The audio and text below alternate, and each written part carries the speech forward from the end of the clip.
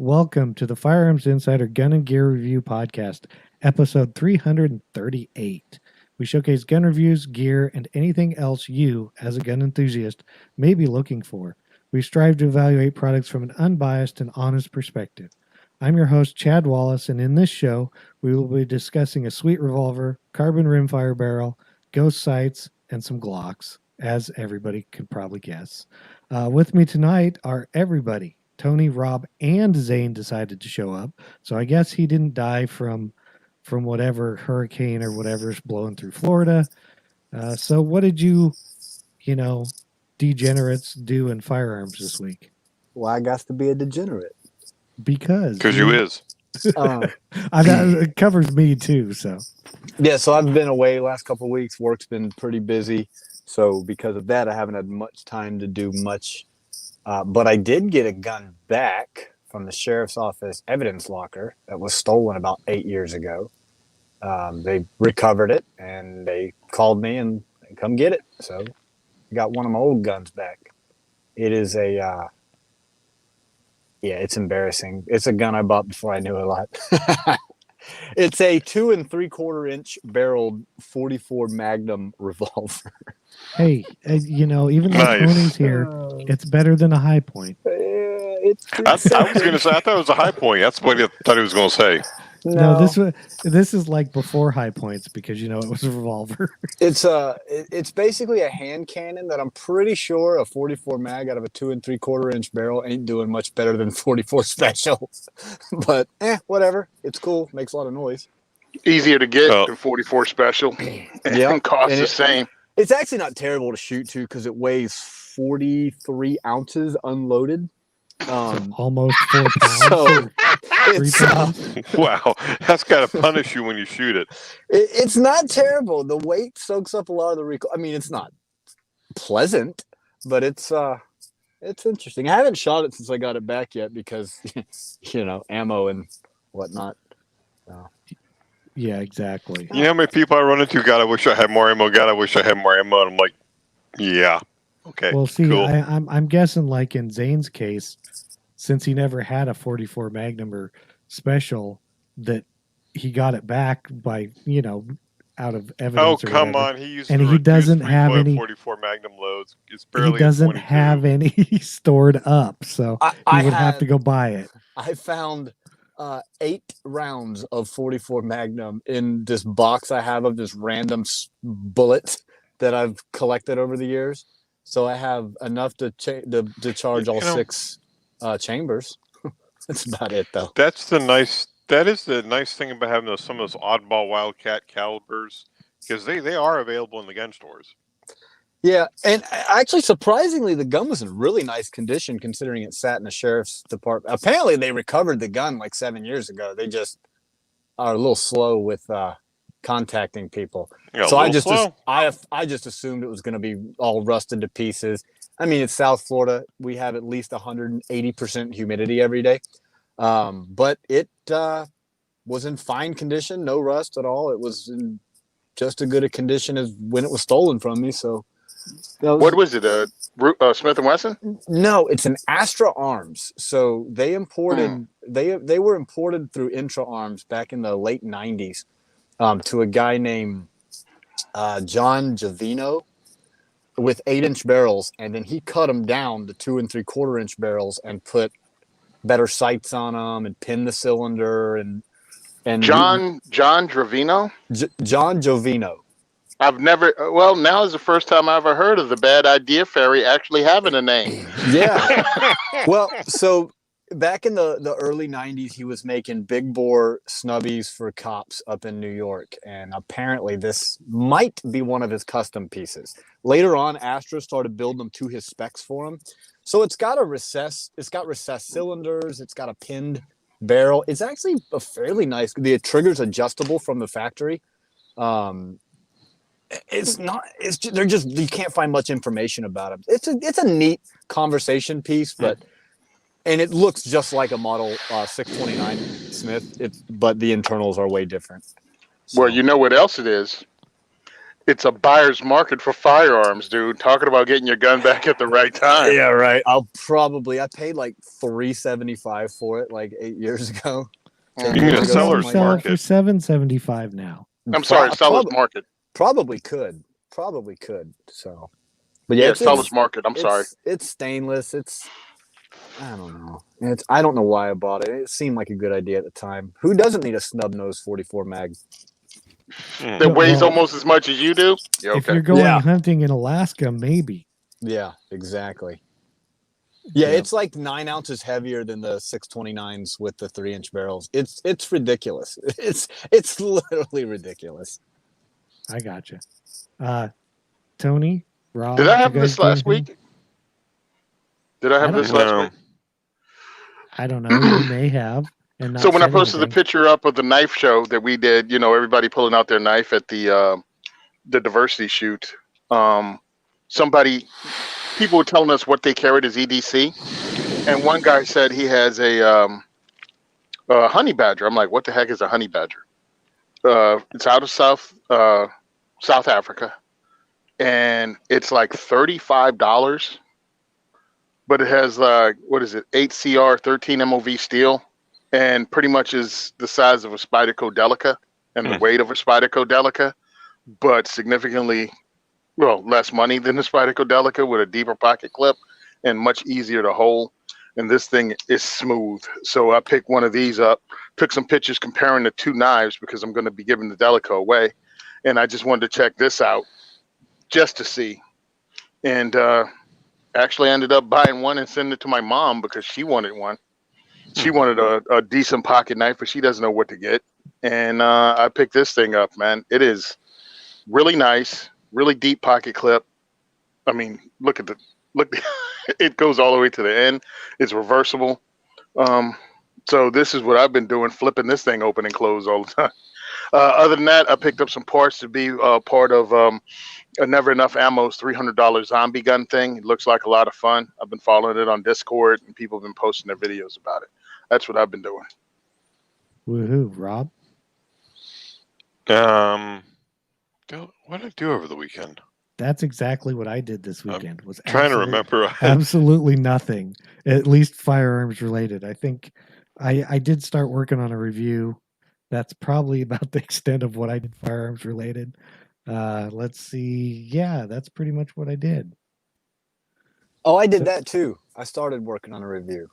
Oh, But and speaking of the review that you're working on, I ordered 2 more of those. yeah, I'm about to order a couple more myself. Spoiler alert: the review I'm doing soon, I like. The funny part was you had said that you were working on it, and I was like, oh yeah, I need to order some more of those. So I went and ordered them. Yeah, I got to order a couple more myself. Pretty soon, it's a holster accessory, a little bit of a teaser there, and pretty soon all my holsters will be equipped with them. Every single one that will take them. It seems like the more and more as time goes on, I see more and more holster manufacturers using them. I actually got a holster from Black Rhino Concealment. I called Gino over there, like, hey, I need this, and this. And I need it done like this. I need you to put this on. He's like, Jesus, dude, give me a couple days. But he got it done. So Yeah, that doesn't surprise me. Yeah, I'm gonna have to call Gino up for something special too. He did what? Another fat guy, fat boy, fat No, girl that was from Black. holster? That was from Black Diamond, and that's Fat Guy holster.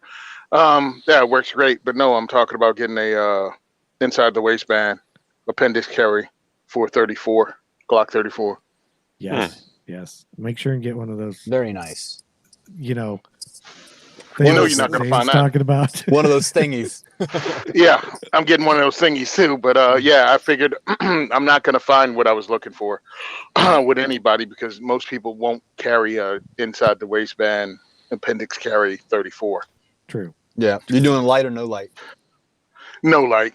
Okay. I mean, yeah, there's a lot available with lights because they just leave them open at the end. But yeah, without a light, you're pretty much either. I think Filster makes one specifically for that, but that's the only one off the top of my head that I can come up with.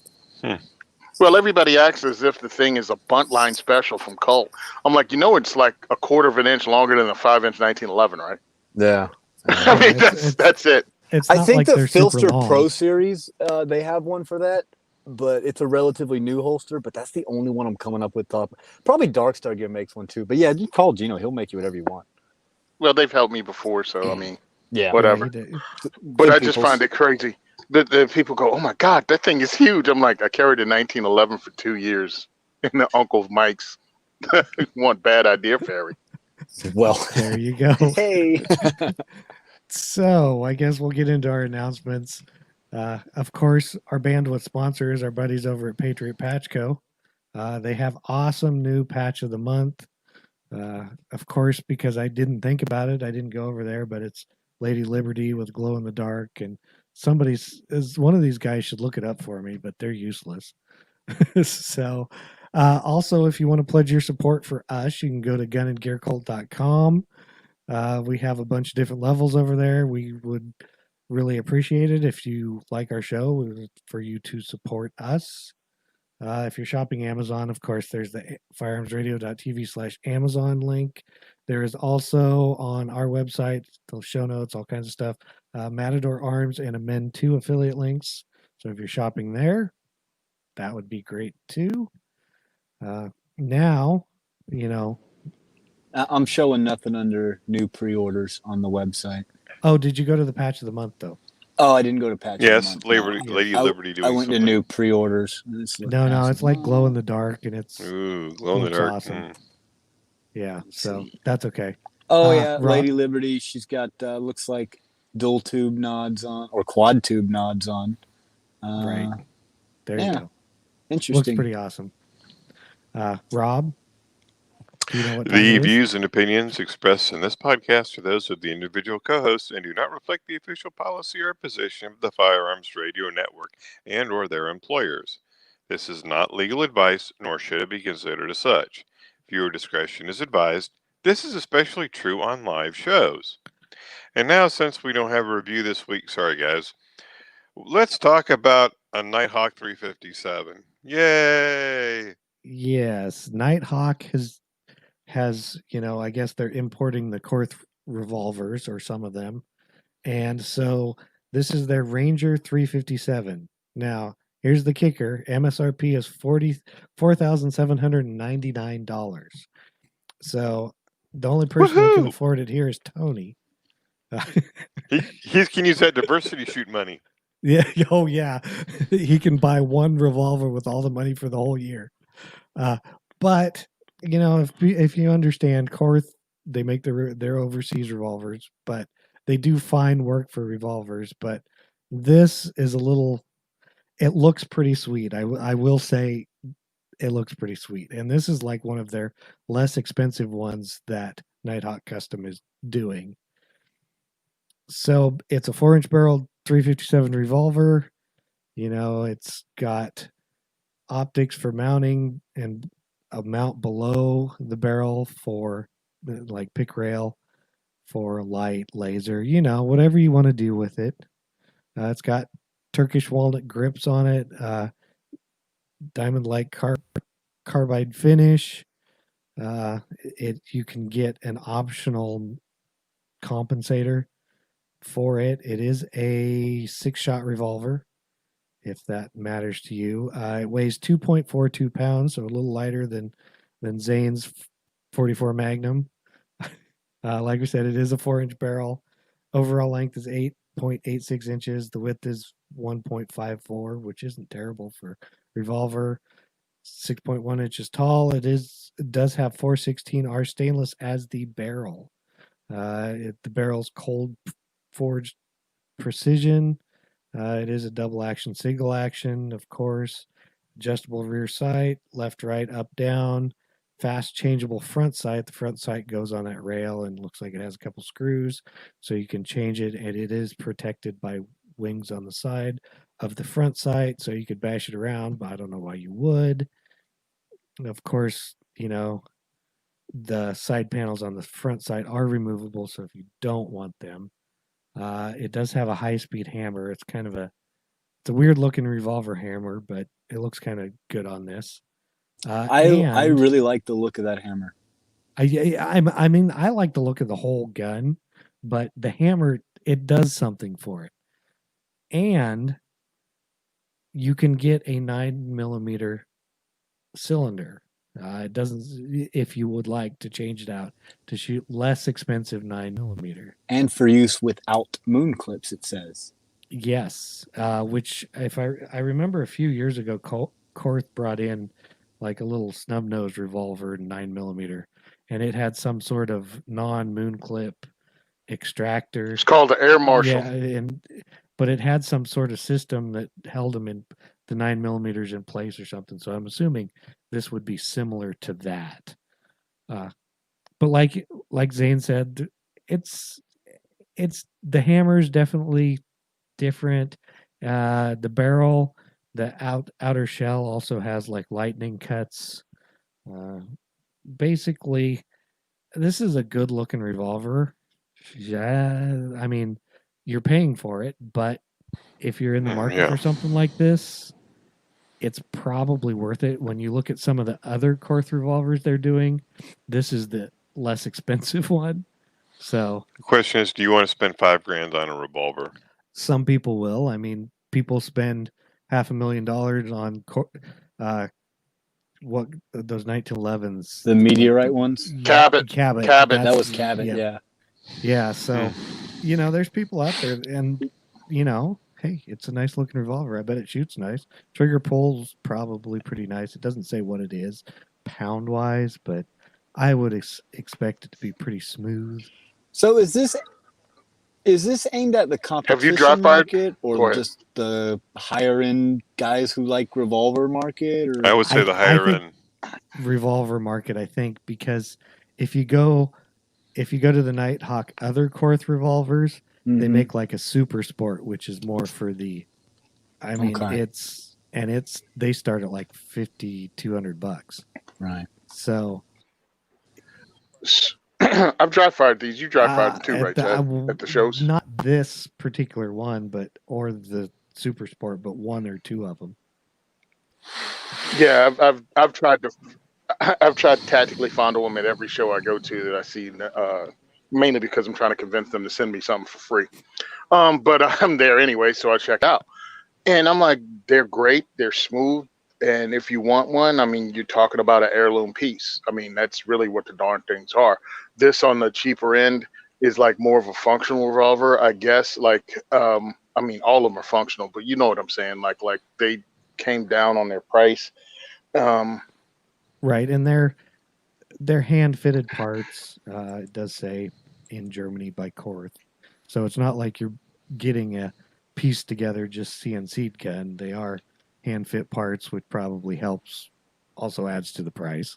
Yeah, I mean, you're getting hand fitting work from one of the more expensive countries in Europe on an hour to hour basis. Getting which should be a great gun. I just look at it like, I can get something from the Smith & Wesson Performance Center and have almost anybody do work on it and still have money in my pocket. But I found it interesting that I can't find anyone on YouTube actually running these things through any amount of rounds through it. You know what I mean? There's no 1,000 round testing done on a Korth.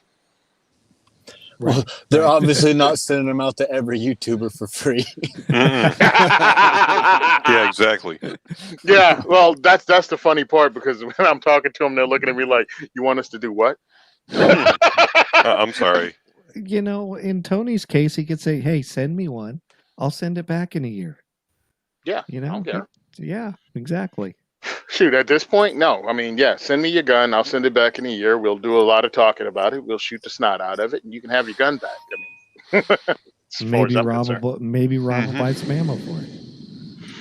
Yeah, I really, like the look of this. Obviously, if you've listened to the show for any period of time, I'm not a huge revolver fan, but I really like the look of this gun. It looks. Are you really, not a huge revolver fan? Well, apparently I like huge revolvers, but that's not the only thing huge you like. Hey, but yeah, it looks nice. It really does. I like the fact that the front side is protected by those wings. That's a nice little addition. I like it. It looks good. There is no way in hell I'd buy one of these. But I don't dislike it. I don't. Oh, come on, Zane. If you made like 10 million a year, you would probably buy one. Maybe. It is a good looking if I revolver. had FU money, then yeah, I would get one. Just, you know. Yeah, I figure if we all had Sean Heron money, we could buy one. So that was the Nighthawk Custom Korth Ranger 357. Now we're going to get into something that, a little more affordable. Seems pretty good, but Lyman, I don't know when they brought this out, but I saw it on their website the other day. They have a shotgun ghost ring sight set. It's for the Mossberg 500 and Remington 870s. MSRP as a whole $44.98. And basically, I'm just going to read their little thing on their website because it's easier than trying to explain this. It's their Tacstar brand, so if you know anything, they own Tacstar. It's all kind of one of these, but you don't have to drill anything or tap anything. You slide over the front. They basically slide these over the receiver or the muzzle. They lock in place with a clamping block. Basically a few minutes. Uses some of the pins in your receiver for the rear one. It is a polymer construction, but they are adjustable for both windage and elevation. The front side is band assembly is dimensions, so it'll clear magazine extensions, other accessories like that, and it will fit barrels with a bead or bead pedestal base sight. Basically, it's kind of quick attach ghost ring sights. They look interesting, actually. I saw it, and I mean, if you want to try some sort of sight, or if you have like an old 870 that basically has no sights except like a bead dot on your, kind of like Tony has, I think. Something like this, if you want some sort of sighting system that you can adjust for your loads, might be a good ticket. I actually thought about getting a set just to try out, just because. I mean, just to see if they're as good as maybe I'm hoping. So I need a set of sights for my shotgun. The problem with these are, I don't think you can use these in conjunction with a side saddle on your receiver. Doesn't look like right, for your extra ammo, because it uses doesn't that look same like pin. Mm-hmm. It's going to use that same pin on the receiver. Yes, I think Unfortunately. Even for the ones that are Velcro to the side that you glue on, it looks like that would get in the way. But I mean, you can still have your ammo on your buttstock in one of those cuffs that you can pick up really cheaply. Yep. But I'm looking at it and I was like, this seems interesting. I mean, I run the bead on all of my shotguns except the one that just has a front sight on it. I don't see a problem with it. Beads are fast. I mean, beads are what you shoot clays with. Beads are quick. Bead sights are quick. But if you want one of these, this is the least expensive ones you can find. I mean, from Scattergun Technologies, they have theirs. Mossberg produces their own version of them, and all of them cost over $100. Some, like from Van Cop, cost well over $100, and they're $200 if you want the Van Cop version. And some of them have to be drilled and tapped. This doesn't. It uses your existing holes. I'm typically not a fan of ghost ring sights, but the ring on this is so small in the back, it's almost an aperture sight. So I think that would work out well. The other thing is, like what you're saying with a bead sight, Tony, those are fine if you have a ribbed barrel.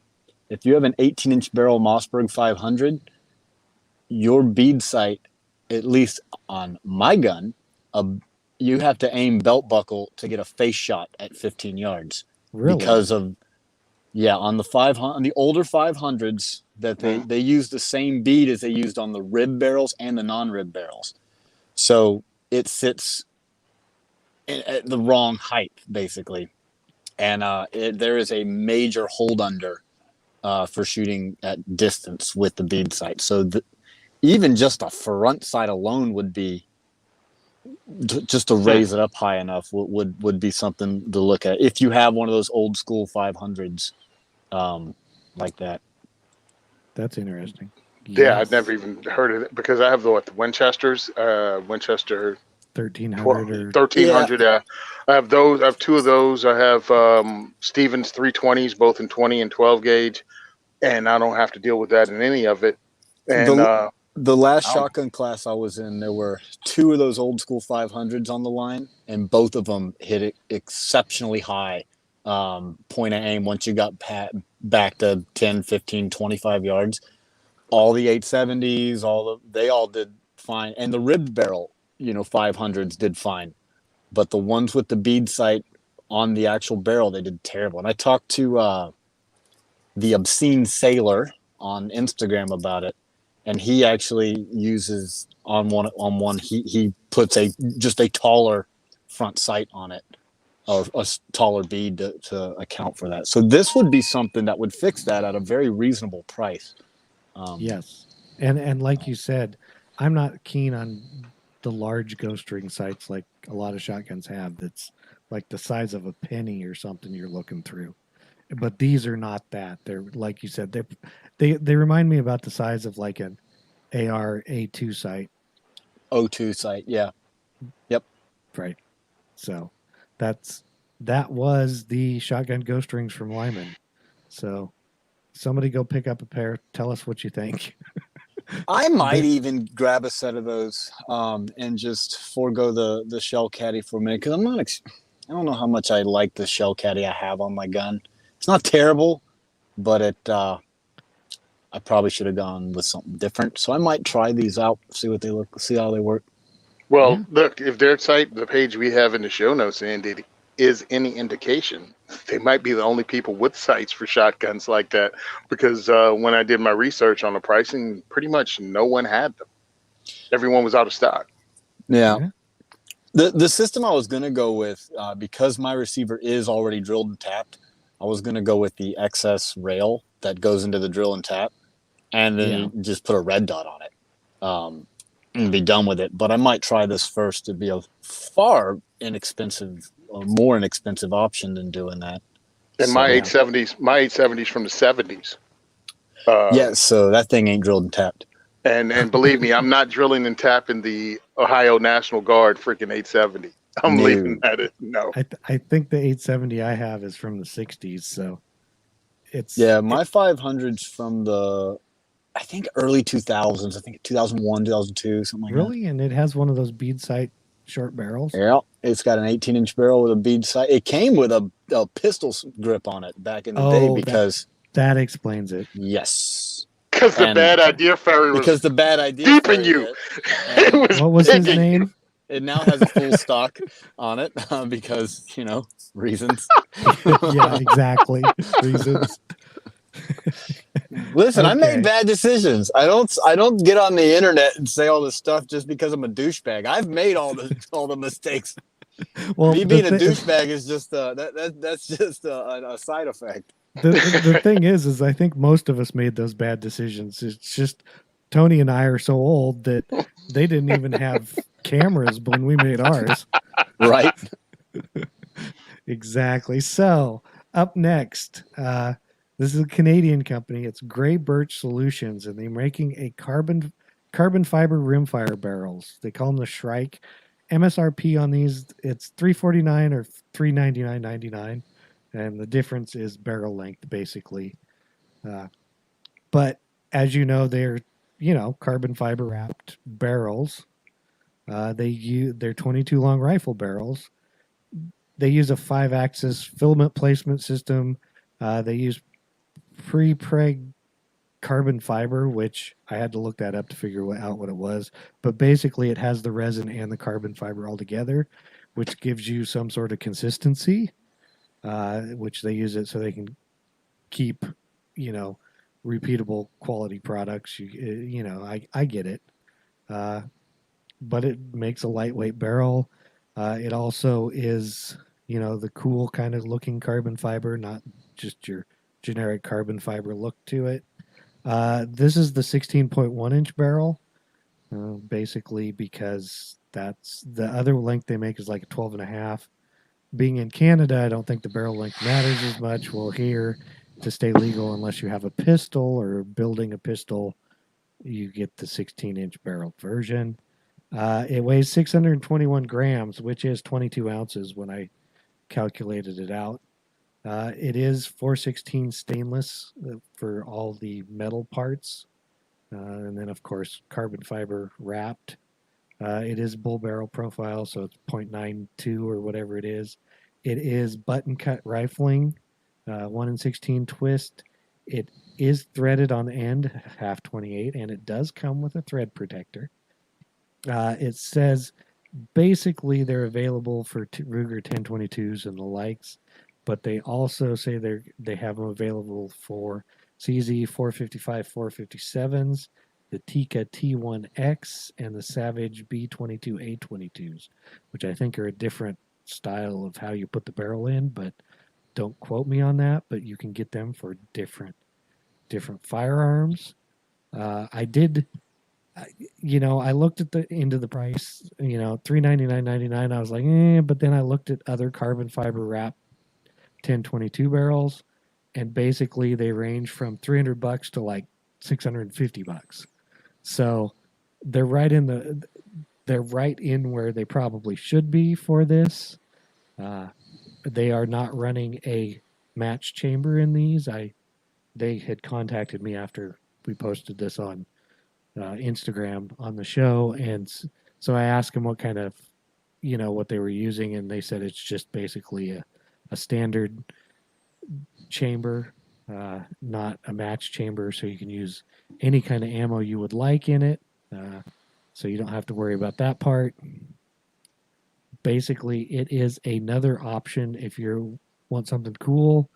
If you had like a full auto 1022, I think this would be awesome, but that's my opinion. Maybe with one of the binary triggers, or if you're making something that is super lightweight. With all the chassis and everything that are out there nowadays, this could be cool. It might be, maybe long range. I would think maybe you might want a heavier barrel, but that's my personal opinion. So yeah, another thing that is available for your Ruger 1022s, which are kind of the AR-15 of the 22 world. That sounds pretty cool. I have the CZ457 Ultra, I think it's called. I don't know if I want to mess with that barrel and take it off because the thing just shoots clover leaves. I don't want to mess with it. But putting it on a 1022, especially when I do the diversity shoots and you give a kid a 1022, it feels front heavy to them. Even with the bull barrel, I wonder how much this weighs compared to a regular 1022 Yeah, barrel. I didn't look up the standard. It's right on par with a bunch of the other lightweight barrels, but yeah, because for me that would be better, because when you have like a 7-year-old in your port and you're helping them shoot and you have to hold up the front end or something if they're a smaller kid, or have them use a rest or something, this would be better. This would be better. Yeah, I hear you. I hear you. Zane doesn't like 22s, so he's kind of. Zane's also Googling the standard weight of a 1022 barrel. I'm trying to do the same thing, and of course, the looks first like one 28.7 ounces or 814 grams, but that's so also from some rando on a forum. Okay. But yeah. So essentially, this bull barrel carbon fiber weighs about the same as a standard super lightweight 1022 barrel. Yeah, okay. So it looks like it's about 200 grams less than a stock barrel, whatever a gram is in American. Yeah. I'm not going to go there. I'm not even going to try. So I'd have to tell the kid to work out and get his weight up, like everybody tells people when they say, a lightweight AR-15. Go to the gym, kid. Drink your milk, kid. What I'm thinking, though, like what Tony's talking about, the lighter weight barrel to make it easier to shoot. You take this lighter weight barrel and put a super tiny lightweight can on the end of it, and now you have something that's super quiet, has no recoil, pretty wieldable, pretty nice for introducing new shooters, smaller statured, younger. Oh, you mean like the biddy or something from? Yeah, something something stupid small that's gonna just make it hearing safe. Right, exactly. But like I And said, if you're making it now, Tony might have more problems with this, but they do Right. make a 12.5-inch version, which would be lighter if you make it like a pistol version and use a brace or something. You know, and it's a little bit lighter. I don't know exactly what the conversion rate is, but you know, you're gonna lose some.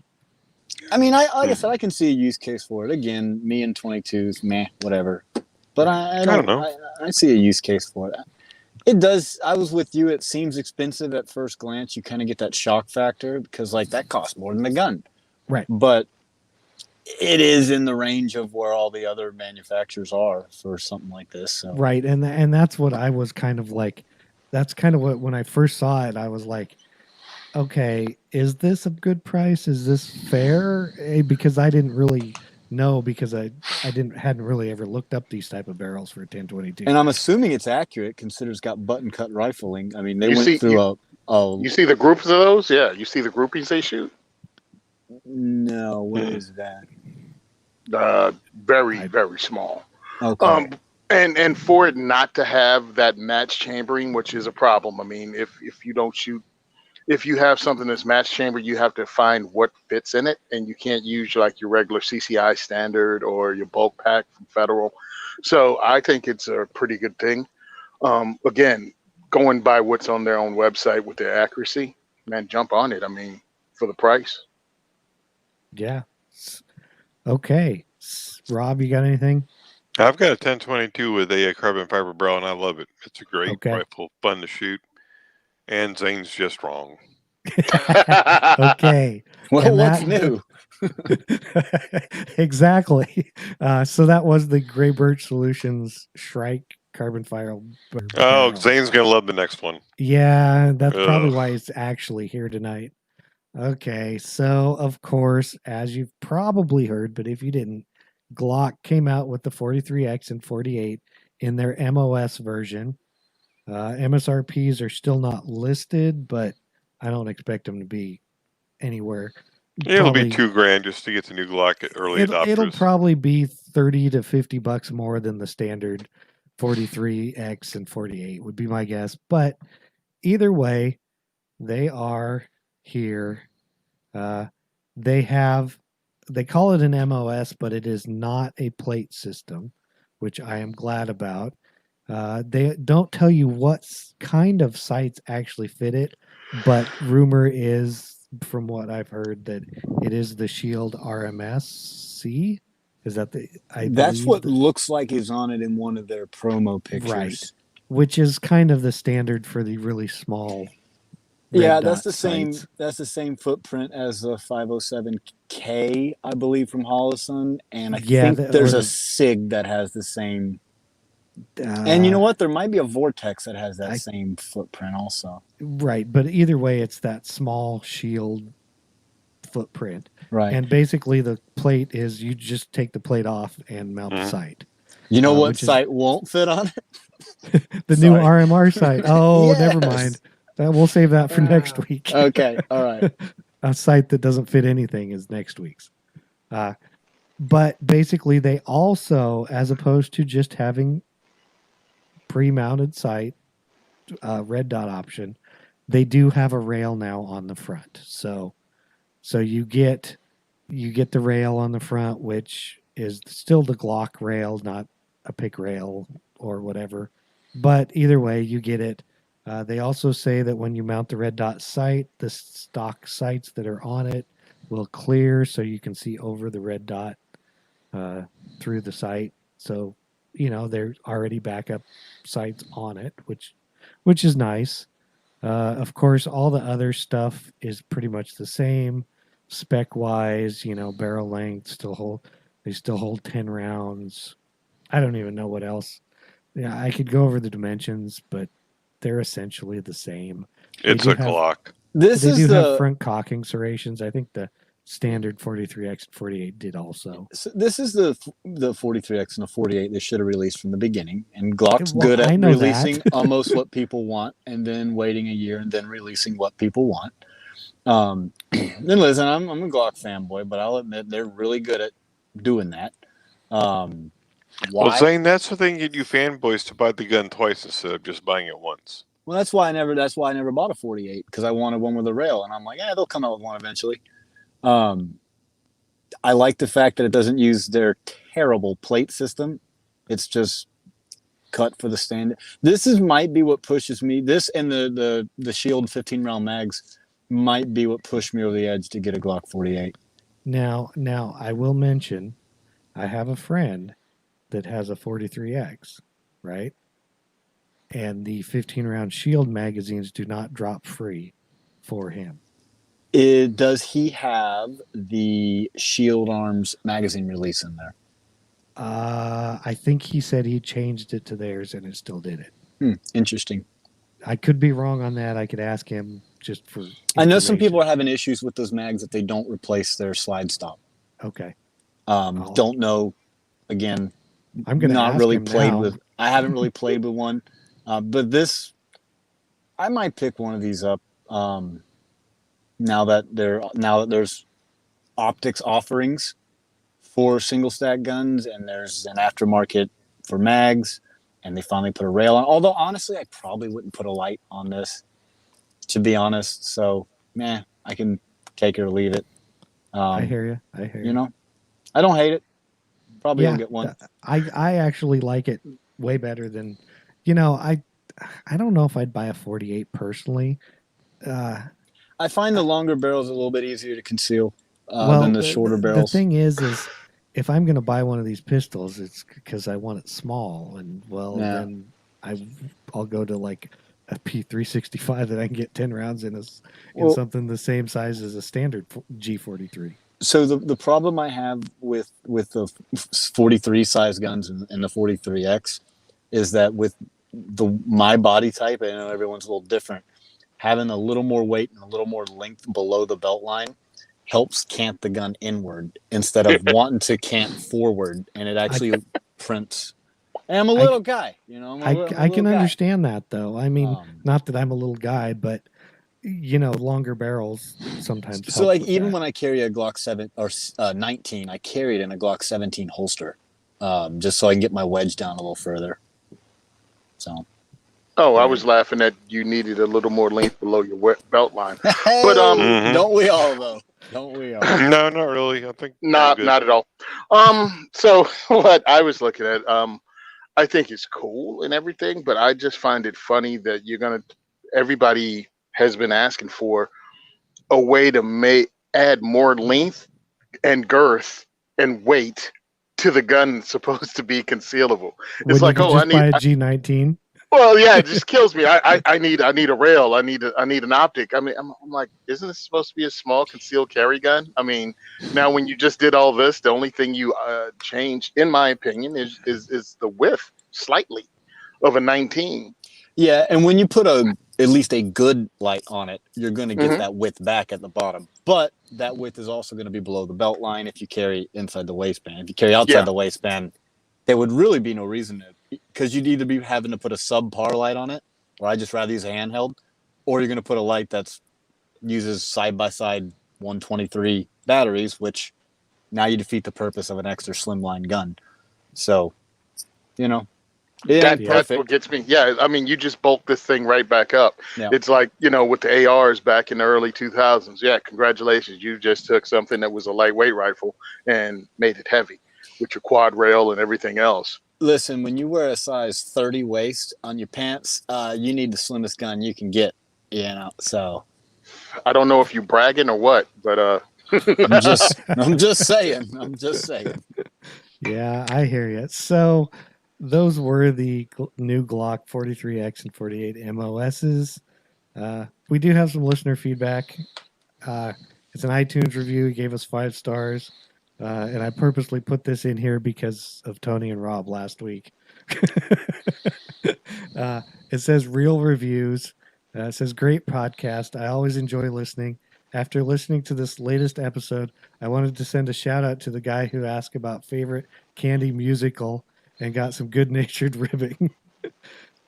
My late father was a career Leo in Dallas as a motorcycle traffic cop and later heading up a mounted unit before retiring and then becoming assistant chief in a smaller city.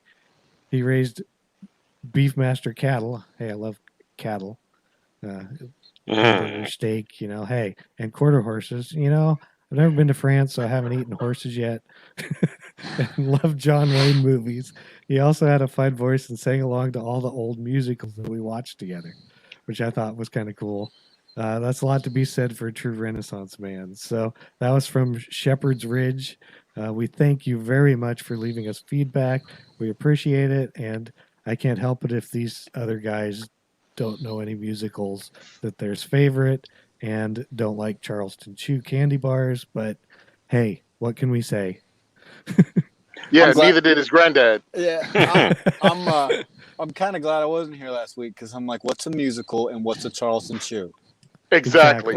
I mean, like his granddad liked musicals. All right, cool, whatever. I mean, that's just a genre I don't appreciate. But he still didn't say anything about that horrible candy bar. No, you know what? I have a favorite musical, Team America: World Police by That's whatever those guys' names. I would consider that a musical. Trey Parker and Matt Stone. Okay, then I guess I'm there because I'm so Ronery, so very Ronery. Yeah. Okay. Well, if that counts as a musical, I'll third that. All right, we're in. We got a musical now. So you should have been here last week, Zane. You got to bail this out. Yeah, see? You guys There need you me go. for something. But like we said, thanks Everything again else, for the you're useless. feedback. And Tony, you Boom. can hit us with everything we need to know about diversity shoots in Pennsylvania. Want to hear about diversity shoots? I can tell you about diversity shoots. I was just on Cam Edwards' show, Bearing Arms, on YouTube. If you want to check it out, talking about why we have to do diversity shoots in Pennsylvania now. And since we can't do them in Jersey because this clown won't open up the state, he won't go past 25% on indoor ranges. I think he's really trying to put them out of business, and he's doing it vindictively. So since I can't host them here, the Heritage Guild in Easton, PA reached out to us and said, hey, want to host them in Pennsylvania. We don't have restrictions. So the next diversity shoot is September 17th, 6 p.m.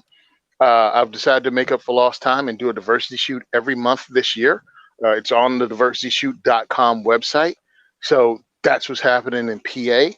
I really appreciate all the people that have funded us through GoFundMe, that's funded us through being Patreon supporters. And I'll be putting all the winners of all the things, including the High Point carbine, the chassis system from High Tower Armory, the Boogaloo lower from the Boogaloo lower and rifle build from PSA and Double Star.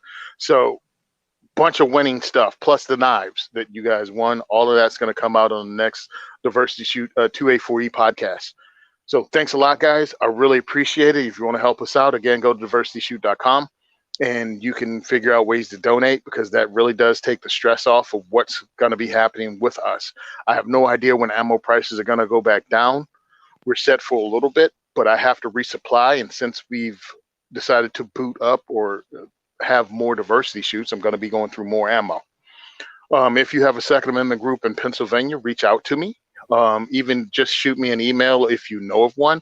I'm going to try to contact Second Amendment groups in PA and have them come speak at our diversity shoots, just so people know who their local to Pennsylvania 2A groups are. I think that's very important to get that information out.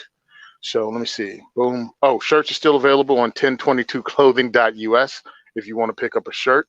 And also the Bubbles t-shirts or the Planet Lovetron stuff is still on sale, and that money goes towards Operation Blazing Swords, the LGBTQ Second Amendment group that introduces gay people or the people in the community to firearms. That money is split between the two of us when you purchase one of those shirts or iPhone cases or anything else. So thanks a lot, guys. I really appreciate you letting me be on the show and you guys listen to me talk about this every week. Well, we like you on the show, Tony. We won't fire you like we did your other. Yes. So send questions, comments, or feedback to us at gungearreview@gmail.com. Don't forget to pledge your support for us at gunandgearcult.com. Subscribe and leave us an iTunes review if you would. It'll help us in the iTunes rankings so people can find us. Don't forget to check out all the other great shows on the Firearms Radio Network at firearmsradio.tv. Don't forget to visit the Firearms Insider for reviews and links to various things. Check us out on Facebook and Instagram at Firearms Insider. And as always, thank you for listening to the largest pound for pound podcast on the network. And we are out. See you guys next week. Bye. Bye.